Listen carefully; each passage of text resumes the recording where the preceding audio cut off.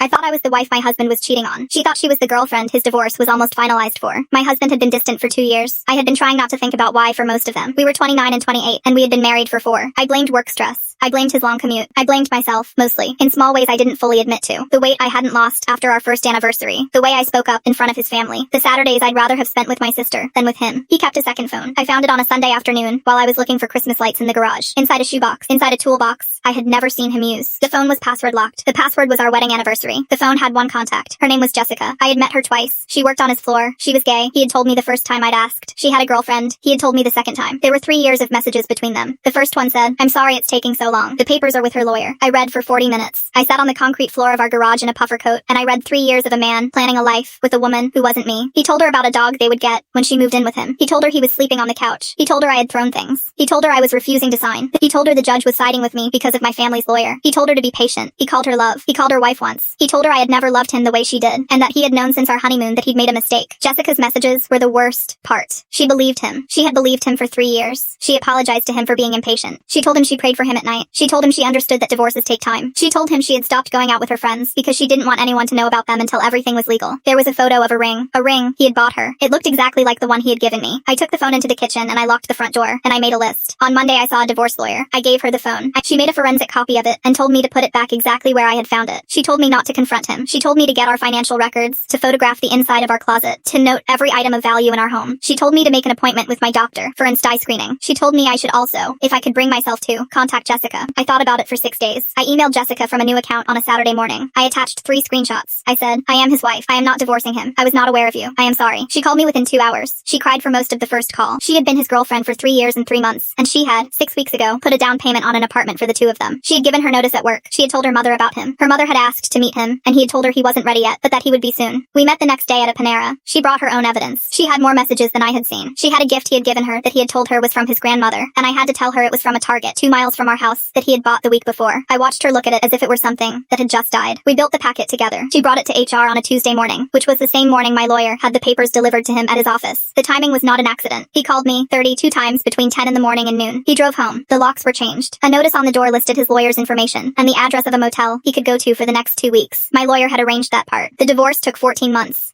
Jessica testified. Her HR packet got him walked out of his job by security the same day. He tried to make the suit against the firm go away by threatening her with a defamation claim, and his own lawyer talked him out of it in front of my lawyer, who told me about the exchange later the way someone tells a story they'll be dining out on for years. Jessica and I sent each other a text on the anniversary of the Panera. She's married now, not to me. I am not ready for that yet. But she sent me a photo of her wife and their dog, and I sent one back of my apartment and my cat and her garden. And this year I left the cat out of the frame by accident, and she called me, and we laughed for a long time about the wrong things.